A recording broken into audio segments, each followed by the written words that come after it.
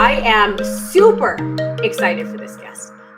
This is Bruce Pitcher, is one of my best friends. He's someone I've had the pleasure not only of getting to know over the past 7 years, but also I've been lucky enough to be able to call him family. He is family, not by marriage or anything, but he is family forever.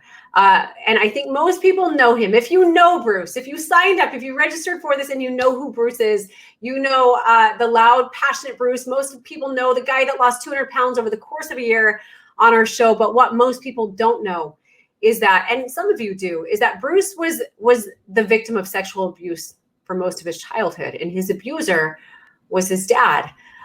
So Bruce really did win the hearts of, not more than America, he won the hearts of the world when he publicly and authentically attended his dad's parole hearing to both help sentence his dad to life in prison and simultaneously forgive him. It was a moment I will never forget.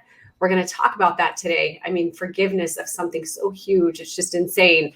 But since battling his demons in front of the world, Bruce has gone on to admit that he still battles his demons. And I love that about him. He never makes anyone feel like he's cured forever, but he refuses to live a subpar life. So this once gas station attendant who felt like his life was destined to be in front of a cash register with pizza and soda has since authored a book called Larger Than Life, where he shares his story. He's mine and Chris's head coach of our coaching program, one of our head coaches, and he founded a life-changing event called Epic Weekend, which some of you on here have been to Epic Weekend.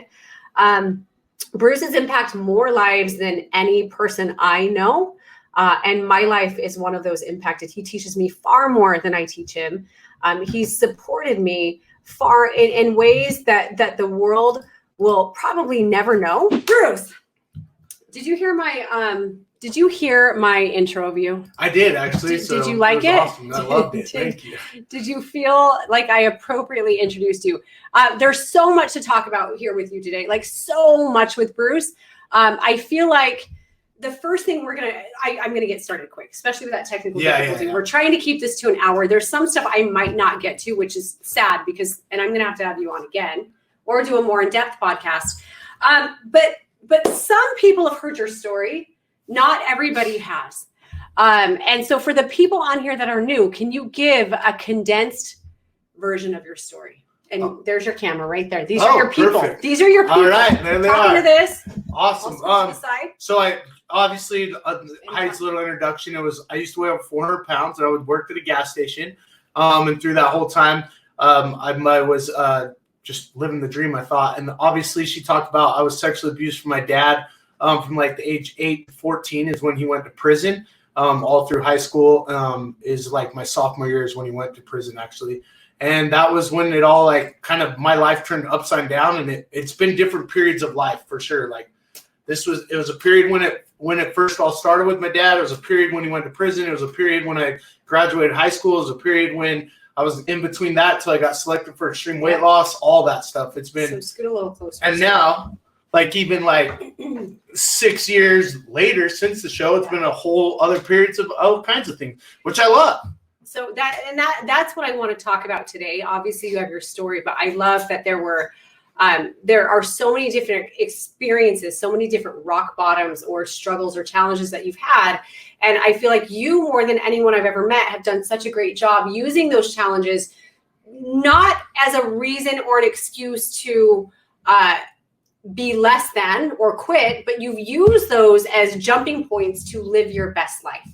And you truly are the best example of that I know. And guys, we're going to go into, I want you to tell us a little bit of your story, a condensed version of your story, meaning so you were sexually abused, and that's something to everyone on here. I'm sure either a lot of people on here have probably been there themselves, maybe are there, or have known somebody or do know somebody that's been through it. And it's a really rough thing. Tell us a little bit about your family life growing up. What was your family life like? And then a condensed version of give us a little info. Condensed. So it's like, I obviously have a brother that's way tall. He's 7 feet tall. So just to let you know, I have a younger brother and my mom, and it was your my younger dad. Big brother. Yeah, younger big brother who towers over me. But like we were just kind of, it was just a I mean, the dynamic of now seeing how families really do work, it was just chaotic. Like, and we just. But that was all that you knew. That's all I knew. Yeah, that's all I knew. So I just thought this was the norm, Yeah. you know, and then like, hey, everything that we do is norm. We never sat down for family dinner. We never like, now granted, we had like certain times where Christmas was centered around, but now looking back on it, what's so crazy is it was all a manipulation of like my dad's master plan in so many ways. So you're looking at, you can now, what a childhood that you saw was so normal, or you thought is normal, because you don't know any different. And even Exactly. you being sexually abused, you didn't know any different as a child. That's all that you only know what is around you. Now looking back, it's one of those things where you can be like, wow, like that wasn't right. That wasn't right. Mm-hmm. That wasn't right.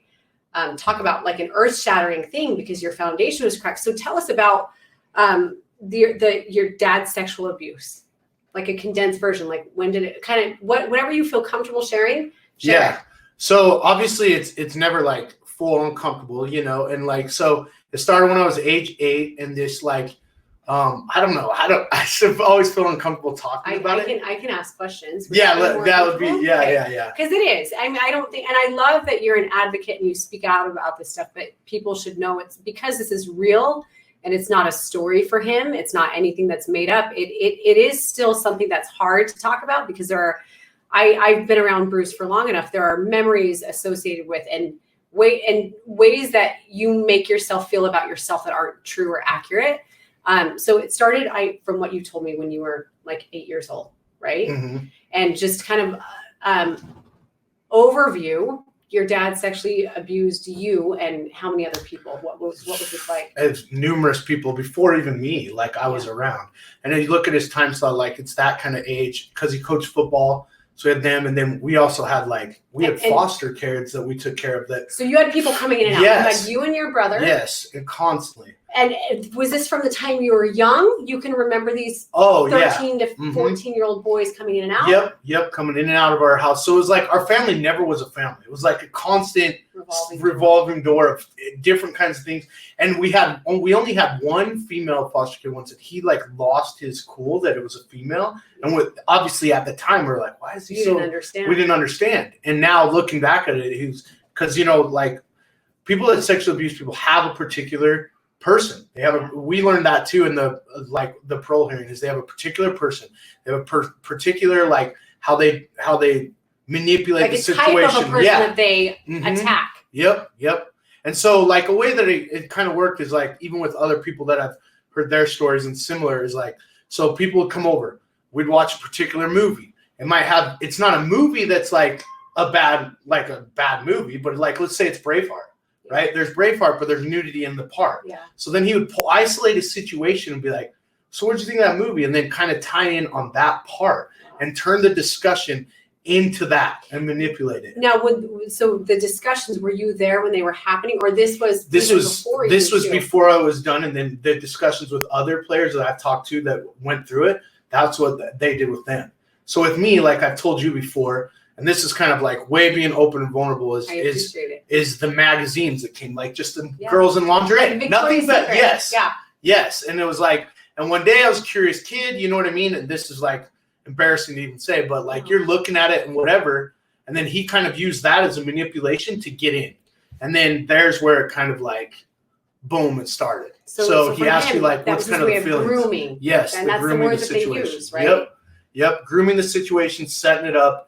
And then boom, and then like I had a basement downstairs, and that's where he would come in, and so. And did you know when you were younger, before it started with you, did you know something was happening with the other boys, or even when you were going through it with your dad, did you know?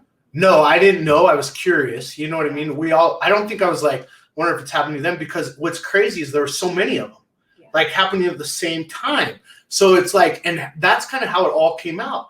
They were all at a party one night, like having just a high school. It was 8th grade year, and they were at a party, and somehow one said something, then another one said, "What happened to you?" Boom, boom, boom, and and then the parent overheard. The parent came in the next day, called the police. Wow. Then obviously that's when I was taken down to the police station the next day at school, and that's where just like the floodgates opened. So you would be really surprised, Bruce, but I actually read more of your book last night. I did. There we go. That was the section. So I had left off there. I read that through a handful of chapters beyond that. And yeah, because I felt like as I was reading it, it was literally exactly as you've told me many times, because we've had the discussion many times, and your memory is so vivid was so vivid of that whole thing. Is it, I mean, for you, was that a moment that, did you know something was wrong? Because I think a lot of people here think you knew something was wrong, but what I read the book is you didn't really understand anything was wrong. Yes. Can you explain that to me? Yeah. You don't understand what is wrong. You think that's the normal. So you kind of think like, okay, is this the way it is with everyone? But it's like his manipulation of saying, don't talk about it. And it's amazing when you see all the other victims that were the same age. We were all hanging out together, but he was able to groom them, identify like how to get them individually together. That's what's even more crazy, is we would come over all to our house, watch a movie, have the shakes, and literally it would be, he could pinpoint and pull them out individually. And one thing that was so mind-blowing to me as I was learning about you and your dad is that your dad was so loved in the community. Yes. Talk a little bit about that. So no one ever suspected. No, yeah. So that's the other thing, and I think that's a clear sign. Not like a clear sign, but we've talked about that, is sometimes they're like, they know what they're professionals what they do. It's sad to say that, but he was so well known in the community. Like, we decorated our house for Christmas. That's why I said at the beginning, we did have events, but now looking back on it, it was all just part of his master plan. Like look, need to cover it up. I show I love my family. I show I love the football players so much. I show I love, and I'm willing to do anything for anybody and anybody that needs anything. And that was just a plan. And most selfish, I'm just going to say it, it's the most selfish thing a person could do, and it just was like a master of manipulating a plan of like unbelievable to an art almost, not like an art, but you know what I mean? It went on for so long. And I think that's a thing that not very many people talk about, and it's okay to be like, oh my gosh, I didn't even see that. And there's so many victims out there, and it's just like, it's okay. You know what I mean? Like, I always think about, like, before I was thinking about this interview, is I thought of one thing, and I remember everybody always asks, what would you say to a kid if they're like, that's on my list. That's on my list, yeah. But what would you say to them if they went through that? What would happen? And it's always just the same thing, is I wouldn't say anything. I would just give them a big old hug and tell them I love them. Because there's nothing you can say, and if there's anybody out there that's ever, you know exactly what I'm talking about. It has nothing to do with like, because nothing can be said that's going to make you feel like, oh, I'm okay. You know what I mean? Nothing can change it. Nothing's going to fix it. You're always going to probably ask some kind of why. Why did it happen? But at the end of the day, you just want that true love and appreciation. And when the person goes through that, I honestly feel like they never feel like why. They're not enough. You know what I mean? In some kind of way. And when somebody just shows that genuine love and compassion, that's where they latch on to. Well, I think a big reason people in that situation, and I can speak to yours. Do we need some Kleenex? I can speak to your situation specifically. I think the reason why you will never feel or have struggled to feel like enough, I shouldn't say will never, is because the person in your life that made you feel like you were enough and said he loved you and told you this is how you love your dad, and this is how a good dad loves his son. Like, that's all that you knew, when that's how you were created, and that's how you grew, and that's all that you knew. And so for that entire foundation to be rocked, you're like, well, am I even lovable? Because who has loved me at all? Because, and what is love? Like, you probably, I can imagine it was hard for you to even put into and perspective, like what a healthy father-son relationship is like, because you never had it as a child. You know? Exactly. Well, and if you remember, I don't know if you remember this, but like when the show was so big on therapy for me, right? And you remember when I got out of therapy every day? I remember when I think you might have been one of the first people I called, and I said, holy cow, I'm just realizing there was not a true like love there. Yeah. That was one of the biggest aha moments in my life. You remember? And that was always an exhausting thing. It was always, but it was, you could still come back from it, and everything else. But that was the number one aha moment. Like everyone's always like, what's the aha moment? I almost think that might have been the aha moment of like, wow, yeah, for me. You know? Which is even more incredible that and we'll get to more stuff, but you've changed your life as much as you have, and you've been able to create self-love, I think, because that's where it's really come from. You've leaned on other people and you've had great people in your life, but essentially, now it boils down to how much you love yourself and the value you place on yourself. That really tells you if you're worth it or worthy to other people or not. Yeah. So guys, you should know his entire story. He goes into depth, and there are a lot of people that we're going to send out a link, right, Derek, to this. There are a lot of people in this book that he interviews, and you get to hear the story from them, people that were around during that knew something was going on even before the cops knew or the cops were involved. You're going to want to read the book. It's really good. I'm on chapter 12. I'm on chapter 12. There you go. I'm getting there. Yes. I'm getting there. Yes. So talking about your weight gain, how did what happened with your dad affect your weight gain? Because I was watching videos the other day of you. You were showing me football videos, and what was my comment? You weren't that big. I'm like, you were not overweight at all. Yeah. And this was in high school.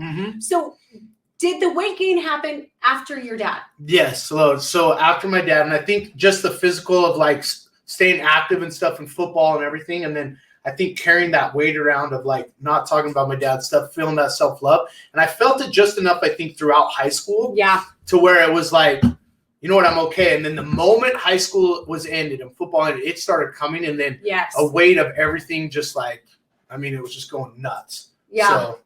And so did you deal with what you were like, was it something where you felt like you dealt with your emotions by eating more food? Yes. Because obviously that's a common thing and people say that a lot. Exactly. And I think I've talked to you about this, especially too, Heidi, is like, I'm not necessarily an emotional eater, but I am without even identifying it. It was more of a social, like, it's so crazy. I felt loved by my eating because it was like, oh, that's where you Bruce is around. Yeah, you can have a whole pizza. I felt like I belonged because they were like, Bruce is here. So, oh man, he's going to eat everything. And now looking at it now, it's like, the reason I was like this because I felt like your identity. Yeah, my identity was like, oh, I'll be the most popular kid and everyone will love me if I just eat all this food. So did that start like because since I've known you and what I've seen and what your friends do, you've always kind of been the life of the party. Did it start more after your dad was taken away because you felt like you had to compensate more? Yes. So like it really because there's a personality here. Yeah. Like when he went to like prison when I was in sophomore in high school, I swear like it just unleashed the thing. And if you talk to my friends, read the book, they'll be like, Bruce just shows up to our house at random times and just like walks right in, opens the fridge, immediately go. Don't know anything about that. That still happens to this day. That will be a funny story for another time. A great story. It really is comical, actually. But it's just like, some things, you know how we always talk about, you don't really ever change. And in some ways, I don't change. Obviously, I come into Chris and Heidi's and steal their chicken. And then they open it and at least it's healthy. So that's a good point. So, Heidi never gets mad. Yeah, you don't get mad. Chicken's a big deal. Okay, so then talking about your dad, in what other ways has your dad affected your life? This is the other thing too, is I don't like to look at everything that he did as bad. I knew you'd go here, and that I know you. So this is what I love, and people need to hear this.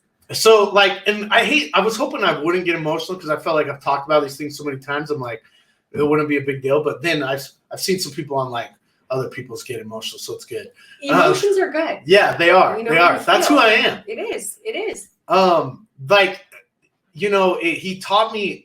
In a weird way, taking it is how to really show somebody love because of how much he would set up things. I thought, okay, that's the way you treat people, and you go the extra mile for people. And also like his passion, believe it or not, he's a very passionate person. And I saw that. And I think I took some of that passion with me throughout my whole life. And it's carried over into this. And I love it. And that I would not trade for anything. And there were good moments. Like I think that's one of the biggest thing too, is you don't always want to look at your life as like, it was just all of bad moments. I'll take any good moment that I could, and like I've said 100 times, I want to be sitting here right now. If all that didn't happen, it's a blessing. Like without a doubt, it's the biggest blessing I won the lottery. Like, that's all there is to it. And because everything I've gone through, I'm going to sit here. I'm glad I got a learning disability. I'm glad that I'm like just a passionate dude. I'm glad that sometimes the words that come out of my mouth are not like make any sense in the world. But I'm just glad because it's just like who I get to be and be that full force. Because I feel like there's so many people in the world that want to be who they want to be. And I want to show people that you can be. Don't be afraid to like hide behind your past and let your past be like, that's in the past, but this is who I am. And it made me who I am today. I love that. And I mean, this is a slight tangent and I'll go right back, but it is true that people we're all so scared to be who we really are. We all are. We're all like, gosh, what would people think? Well, the crazy thing is when you actually are who you are and you embrace all the parts of you, the dyslexia, the child, the sexually abusive past, all these different parts of you that you're ashamed of, you don't really care what anyone else thinks. Yeah. You are as happy and as grateful as you're saying right now. And it took me a long time to learn that. But going back, that question that I asked, like, what did you learn from your dad? I think not even what did you learn from your dad, but what did you learn from that experience? I think most people expect an answer like, all negative. Well, I learned these kind of people do this to you and this. But your answer has never changed that. And I think it's bewildered a lot of people, specifically on the show. When we were going through the show, that was something you and I connected about a lot, was their inability to understand why you still love your dad so much. And I feel like I get it, right? And so you don't necessarily have to love what he did. And it really bothered you. Like there were some blowouts between me and Chris or production. But it really bothered you when people would say horrible things about your dad. When they would say, oh, he should, we should do this to him and blah, blah, blah. And you had a hard time with it. And it wasn't what I got from it. You weren't okay with what he did. His actions were not okay. But you still needed to see, for your own healing and your own good, you needed to see the good that he gave to you. Yeah. Because you are half him. Right? I shouldn't say you're half him. You're all you. You have some of the characteristics and traits, and there are so many great ones that he passed down to you. And I think you needed to feel that. Can you expand a little bit on that? Yeah, I mean, it's like hard work. I feel like he's hard work towards stuff. He actually was a really hard worker. Yes. And when he set his mind to doing something, it was getting completed. And it was like, I'm going to do it, and he taught me in a different way, but not to play the victim card, not to be a poor me, to be like, hey, you gotta, this is life and things are gonna get rough. Yeah. You know what I mean? So it's like, and his passion. Very passionate. Yeah, passion. Like, I mean, he taught me love for things, and it's okay to show that much compassion and that much love towards and passion towards something. Football. I love football. You know what I mean? And that's because of him. Yeah. And I've taken out of there the coaches that coach me and him and just run with it. And football has taught me so much that I'm beyond grateful for. And I use those tactics now for coaching people. It's just awesome. Yeah. Yeah. I love that. Now we're going to pause right there and we're going to go back to some of that stuff later, but I want to dive in right now because a lot of people here know you from the show Extreme Weight Loss. Yeah. Do you know how are those hosts God, to where's work that with? Trophy? How are those hosts to work with? We actually packed it away. How are those hosts? Oh, those hosts. Yeah. Those people, Chris and Heidi Powell, great people, great hosts. Yeah. Which host did you like the most? No, I'm kidding. Yeah. Chris is not watching this, so. Chris is not watching this. I don't know if he will watch it. So, Heidi! So, good answer. There we go. Yeah, without a doubt. So I know you and I talk about this a lot, but one of the common myths, just kind of diving into weight loss and transformation, because you had such an incredible transformation. We always joke and say, Season 4, Episode 4. Season 4, Episode 4 is the best one to watch. They're all my favorite, baby, but when you're here, I have to say that. Yeah, exactly. But I'm here. There's a myth that people think that when Chris and I choose them or chose them for the show, because it's past tense, that we literally sprinkle fairy dust on them and they lose weight. Okay, if I get chosen, then I'm going to change my life. That's not true. Everyone that gets chosen loses the weight. Not everyone changes their life. And it's tell us a little bit about that. Was it as easy as Chris coming up and doing that to you? Yeah. Can't believe I just touched We do whatever we want. This is just the way it goes. I mean, we got to be real. I mean, yes. I was with Heidi yesterday. Okay, I was helping. Okay, it's just the way it is. Okay, we're family. So tell us though, like, did we give you a magic pill? No, that's the thing. That's the thing that everybody is always like, oh, okay, well, if I can just go work with Dan and make everything up, you know, it's literally when they walked in for the very first time, it was literally a discussion about, you know, the ultimate thing. And if you've seen Heidi or whatever, it's integrity and all that stuff. And there was no magic pill, and you had to put in the work, and you had to put in the time, and you had to be willing to change. You had to be willing to adapt to all the life lessons. You had to be willing to make sacrifices. You had to be willing to look in the mirror and be honest with yourself and where you're at. And so many times people ask, well, what's the diet plan that you did on extreme weight loss? Well, guess what? The diet plan that you want to do is the diet plan that you're going to stick to. Amen. Period. Amen. And everybody's on the show. Yes. So different than Biggest Loser. Everyone on our show was completely different. Completely different. You ate completely like canned green beans and chicken and so simple, and potatoes, red potatoes, and drink Diet Dew. Yes. You know what I'm saying? Yeah. Yep. That was it. And some people had a lot more greens in their diet. Some people had like a cookie here and there. Yeah. It really depended on what their needs were. So tell us, what was it like to be on extreme weight loss? Oh, I mean, I loved it. Like, extreme weight loss was like the greatest thing. What was your favorite part of extreme weight loss? Oh, for sure, it was Heidi. You know what I'm saying? But really, tell us what it was. You know what? In all honesty, like, and the reason I get emotional is because these people matter in my life, and like, and the most important thing is obviously Chris and Heidi, but it's my cast members. I mean, some of them I talk to a lot, some of them I don't, but I love them. Like, each and every one of them, in some kind of way, I love them. And like, when you go through something that we went through an entire year, and I feel like, obviously, I won't touch my face. There we go. Good job. Good job. Obviously, what we went through and what I went through is like literally changed my life. And those guys were there every step of the way when I had to go confront my dad. Behind the scenes, guys, we're together a lot. I know it's an individual that it shows that we're bringing out, but we live together for 3 months. We go work out together. Then when we come back together, we do our thing together and everything. And that, like, to me, is the most important thing, is to have those people in my life and friends forever, more than the weight loss, more than as much as I loved the Raiders experience, which was awesome, like the locker, but not only that, but the production, like, you know, they're some of my best friends as well. You know, like, without a doubt, they've literally changed my life. And that was, I think, is the catapult to everything. And that's why I always tell people is enjoy that. Find the people in your life that love you and latch onto them and keep them in your life. And that's why Epic Weekend. I always feel like Epic Weekend is like that mini version of the show. And it's just so much, like, I don't know. Well, it's impossible to go through so much with a group of people. Like, and when I say so much, I don't think anyone can really truly comprehend until you've been there. As much as you see people losing weight and getting their lives back, you're having to tear your life down at the same time, and you're digging in and opening up closets and emptying out drawers that like just had tons of disgusting stuff in it that you didn't even know.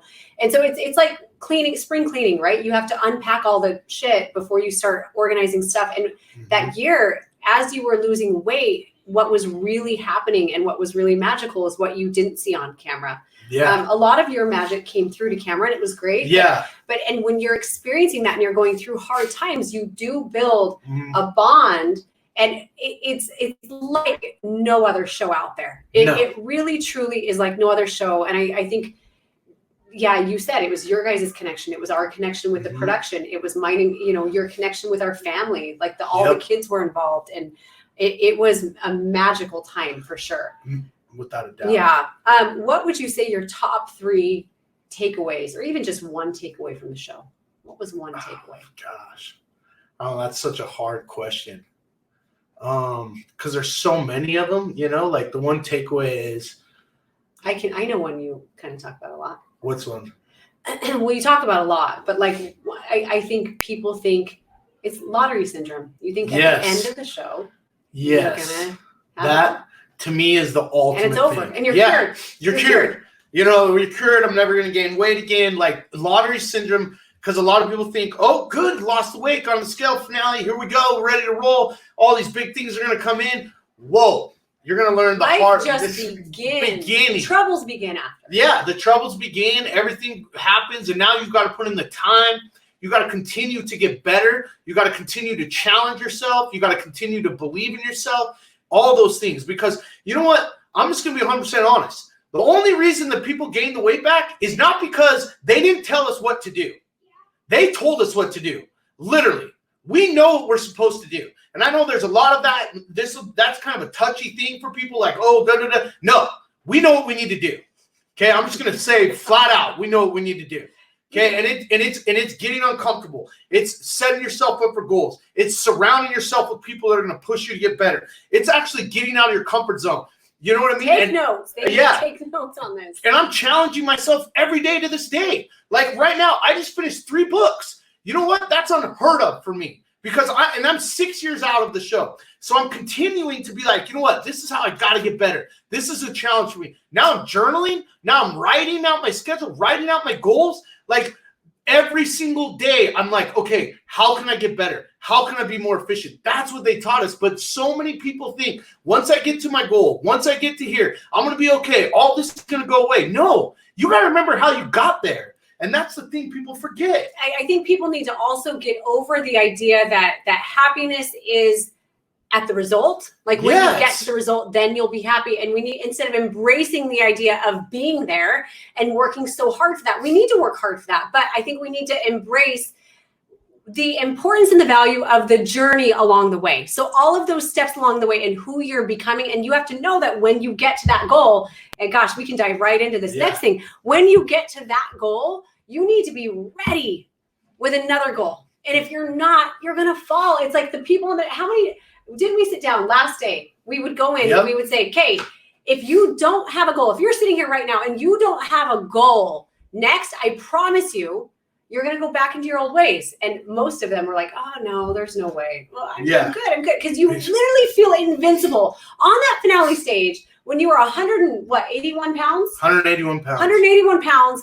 Did you not feel invincible? Felt invincible. And I thought I would never have a weight problem again. Everyone thinks that.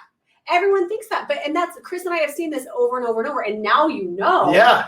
It's a constant battle, right? I mean, talk about it. Is it a battle today? It's a battle today, yes. Like, literally a battle. I want to go and enjoy Easter candy, right? Because it was just Easter, just a little bit. But you know what? I can't.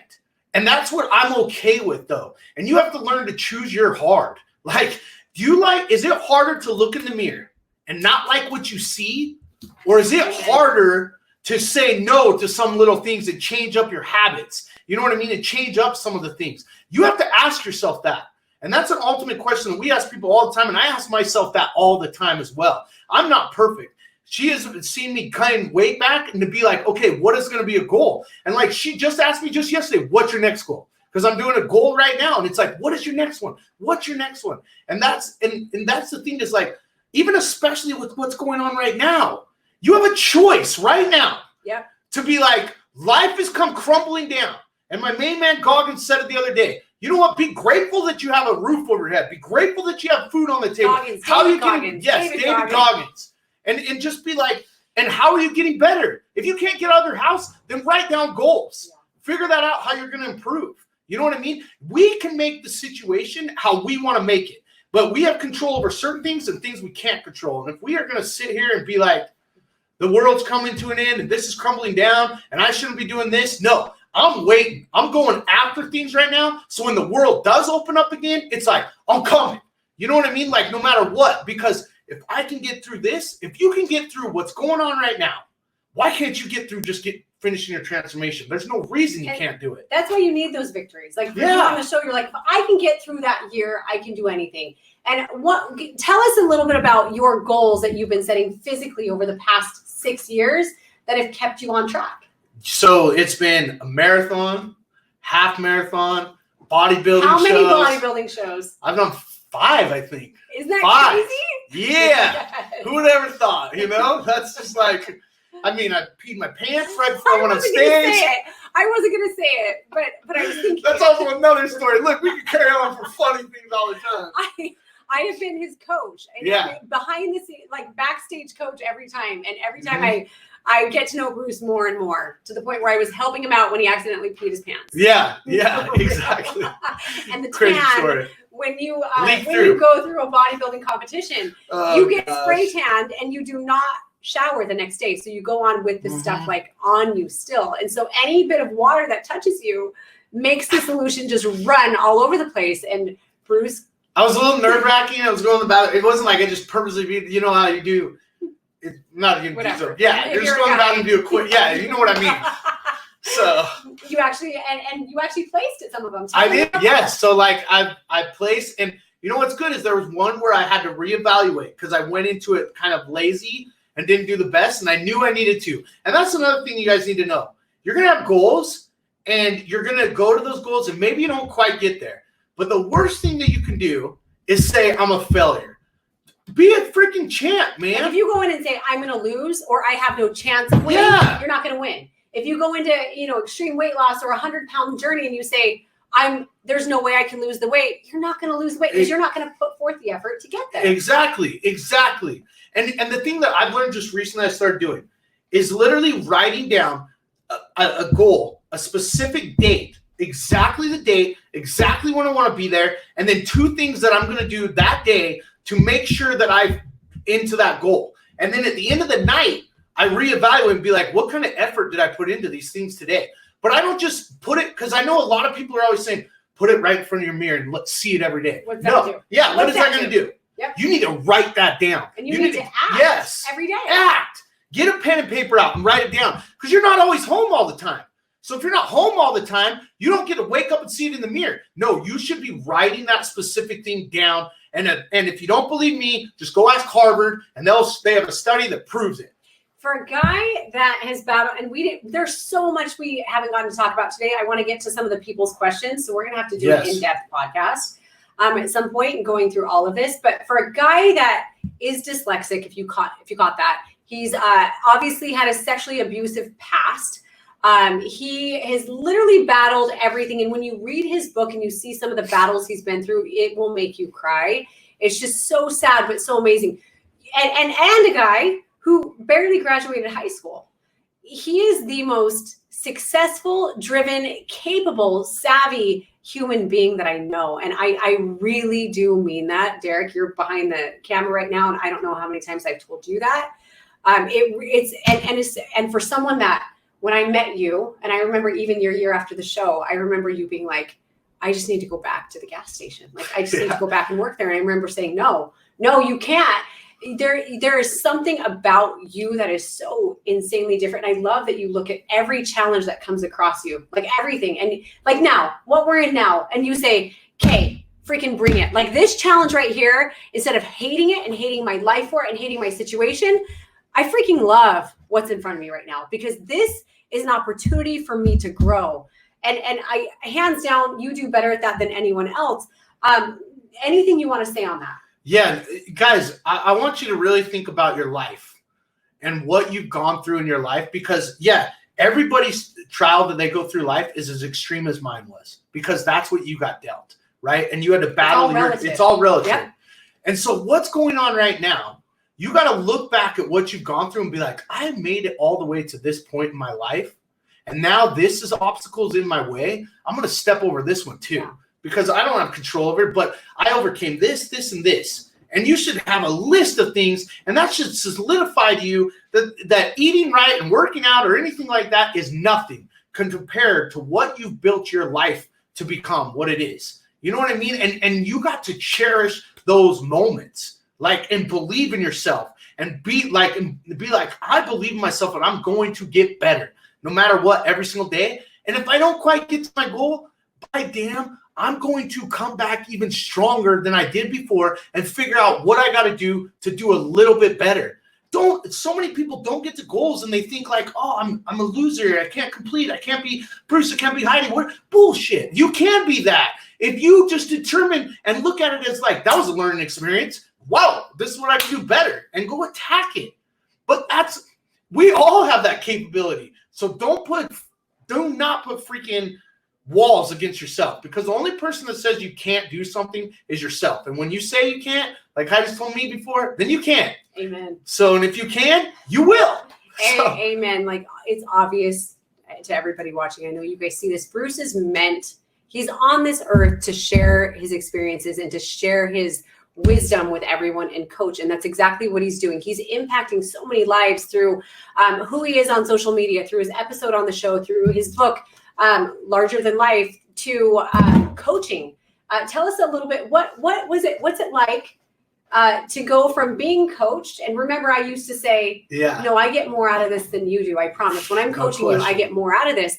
What's it like now to be on the other side and to be the coach? I now totally exactly know what you're saying, because my freaking people, I love them. And the impact that they make in my life is like,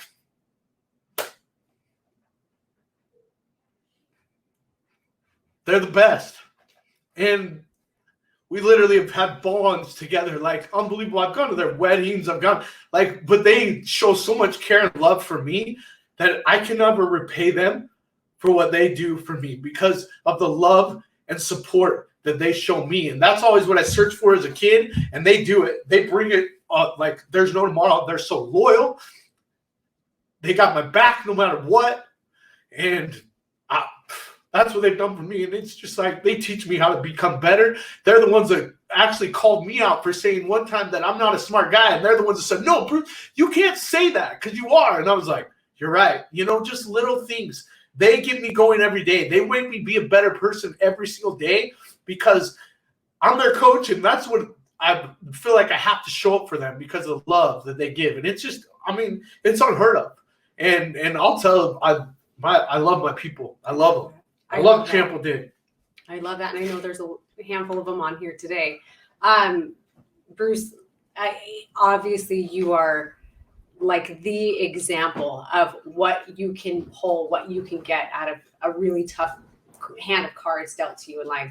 But I want to know, and tell everyone here, what would you, standing here where you're at today and thinking back to that 8-year-old, 10-year-old boy, 14-year-old boy, those times where you were low, even that, 18-year-old, however you were when you tried to end your life, what would you now say to that person?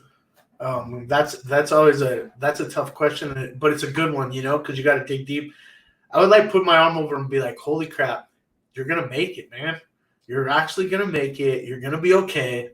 Get through this. You're going to have the most amazing people in your life. You're going to have an amazing wife. You're going to have amazing people that surround you. You're going to be like, just make it through, man.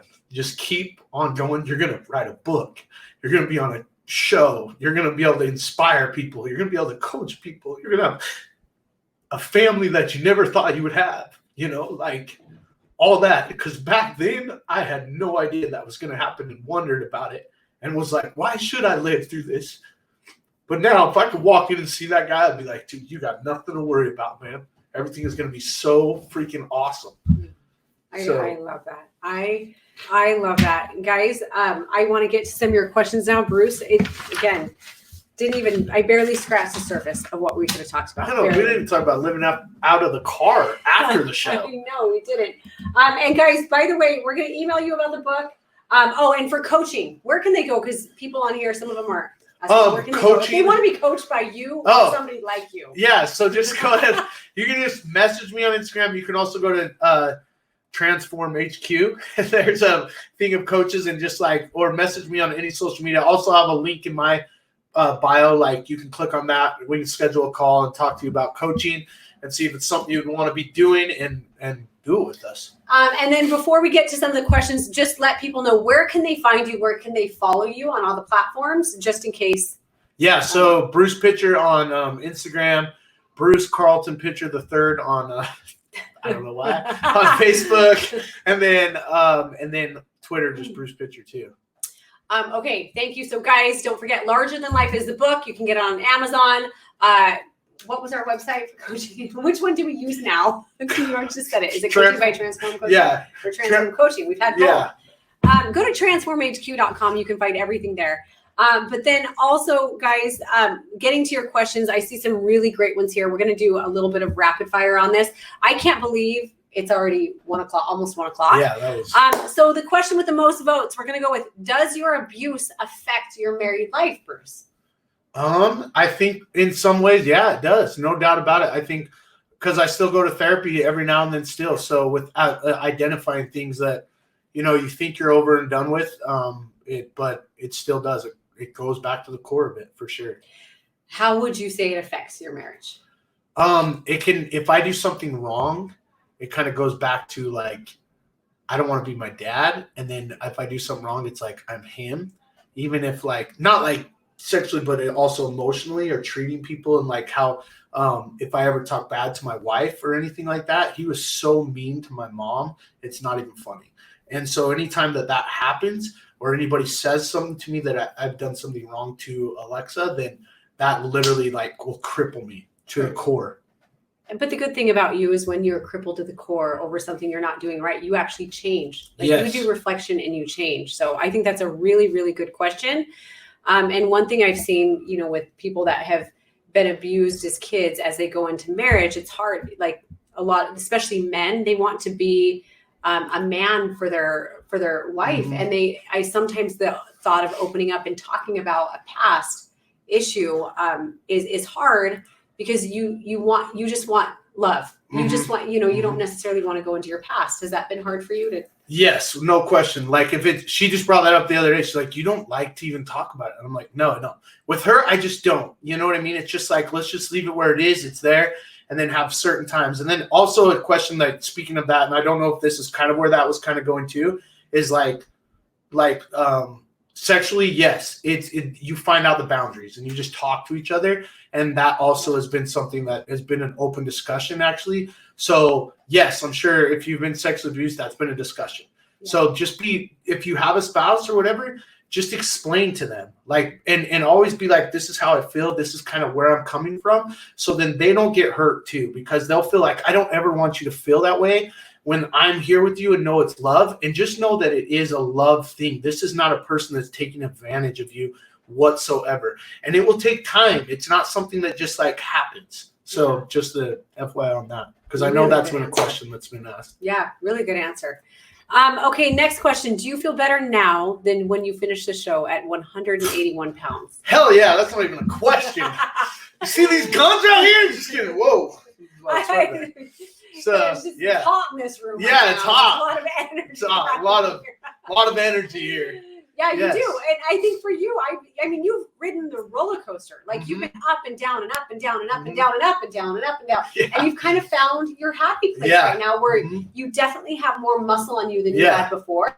And I think anytime you're struggling, there's more peace when you finally find where you land. And I do feel like you're there now. Yep. I agree with that 100%. And I love it. And the thing is, I fit in it. I weigh differently, but I fit in the same size clothes and everything. So you look more muscular. Yeah, exactly. It's all performance, more energy, and it's just fun.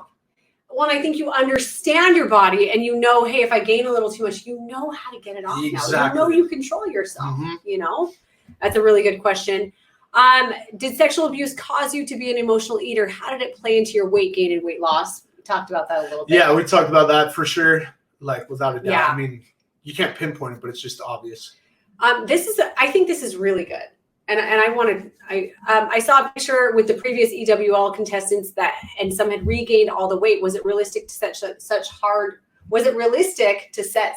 goals? What do you have to say to that? Oh, damn right. Right, it's realistic, because I don't know if you see my episode. Full year. Yeah. Like if you go look at the scientific facts on it percentage wise, it's completely healthy. It's completely, guys, goals are meant to be hard.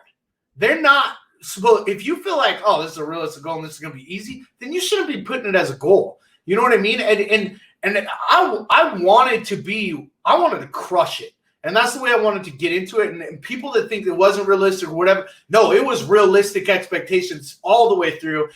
But the thing is, you got to work, man. It just doesn't happen overnight. Like you got to work and continue to work. And anybody that says, oh, I was too skinny, too whatever. No, everybody that was there at finale and loving where they were was so happy. No one felt like they were. Nobody felt like, oh, I don't look good. I'm too skinny. Nobody got up on stage when they were wearing their nice clothes, doing a dance in the backstage, like, oh, look at us. Nobody was back there going, oh, I'm too small. This was so unrealistic. No, everybody was like, look at me. Yeah, here we go. So no, just to let you know, like nobody, and they just got to be real too. They got to be real. You hit on something. It's realistic expectations. Again, it goes back to what we talked about earlier. Most people have the expectation that once I hit my goal, then I'm fixed, but it's just not the way that it is. That's not how it is with anything. When you get married, you're not happy forever. When you have kids, you're not a great parent. You have to constantly figure out how to be happily married. You have to constantly be a good parent. You have to constantly be a good spouse. You have to constantly understand what your demons are and your triggers in the transformation, physical transformation realm, and stay on top of it. And it goes with anything. Really, really. Oof. Now here's a really good question. Yeah.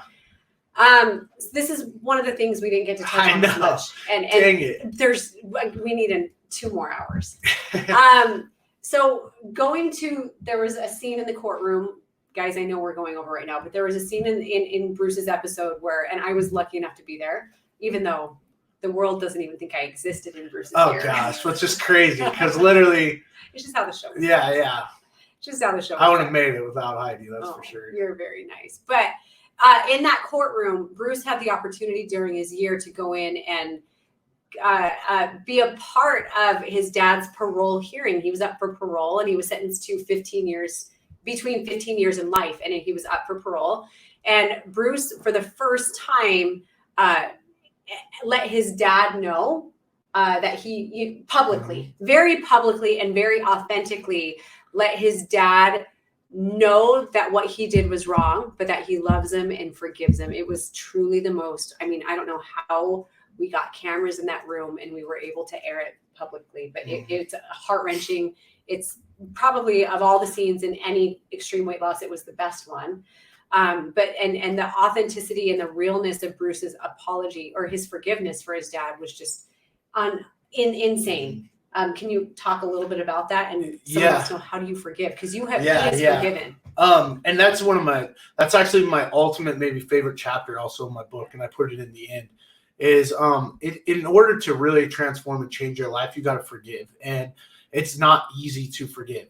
And sometimes I know some of you guys that are listening here, maybe it's not that you need to forgive someone in particular, but maybe you just need to forgive yourself and let yourself know hey, it's okay. But the ultimate thing that you have to remember when you're forgiving is you can't expect anything in return.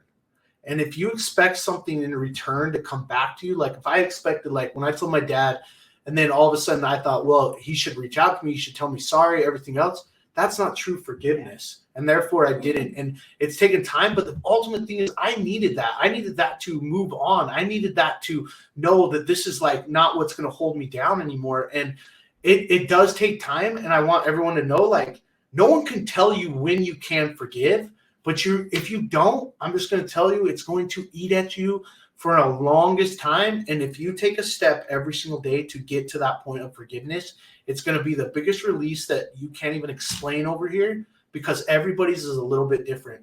But you have to find that in you to do that, to really, really thrive and be where you want to be in life. Amen to that. Amen to that. And I think it just takes a lot of practice and faith. That on the other side of forgiveness, there is happiness. It's I don't think it's an easy thing. I mean, no, obviously, certain ways we've had that in our lives. Guys, Bruce, we've gone over an hour. This was so good. I do want to end on that note, because I think that is forgiveness is such a powerful thing. There are so many tools and so much experience and wisdom and heart that you've shared with us today, and a lot of your passion. And I know everybody on here feels it. And I know you all appreciate him being here. And guys, I want to let you know that I appreciate you guys being here so much. I really do. I love going on this journey with you. I want you all to pick up a copy of Bruce's book, Larger Than Life. It is incredible. Very, very good. You're going to learn a lot about him. And whether you've experienced sexual abuse or not, so many great lessons. The number one is forgiveness. And I think everyone on this Zoom, everyone in the world can practice a little bit more compassion and forgiveness. Guys, I love you tons. Bruce, thank you for being here. Hold on, air fist bump. We could do this, you know, or there we go. that Yeah, elbow. there we go. There you go. All right, guys. Bruce, thank you so much. Guys, don't forget, go follow him. Instagram again. Bruce Pitcher. There it is. Keep it simple. All right, guys. Love you all tons. I will see you next week, next Wednesday at noon Pacific time. I will be back with a really incredible guest. I say this every time. I don't know if they're going to be able to top you, Bruce. But, hey, there you go. And we'll bring Bruce back. Look at all the comments. Yeah. Oh, we love you guys. Thank you so much. Thanks for all the questions. We will be back very soon. 1 week. Mwah.